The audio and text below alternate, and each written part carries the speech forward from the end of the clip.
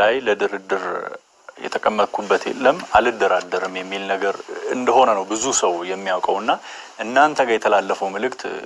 ዝግ መሆኑን ማሳያ ነው ወይስ ምንድነው? በእኛ በኩል የነበረው አንደኛ መግለጫ አልነበረም ያ ጽሁፍ በዛ ጽሁፍ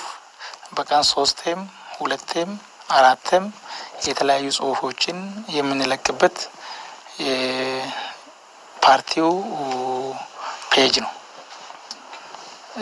ሶ የዛ ጉዳይ መነሻ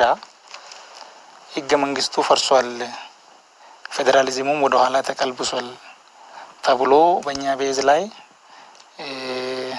ቅድም ባላችሁት ሳይሆን በሌላ ጎኑ የህዝቡ ጥያቄ ተዘንግቷል ወደ አዳዊም እየሄዱ ነው በሚል ቅስቀሳ ተደርጎ ነበር ሶ በዛ ቦታ ላይ ፌደራሊዝም ላይ ምንም አንነጋገርም ሳይሆን በዛ ጉዳይ ላይ ንግግርም አልተደረገም በሚል መልክ ነው ግን ዙሪያውን እኛንና ያለነው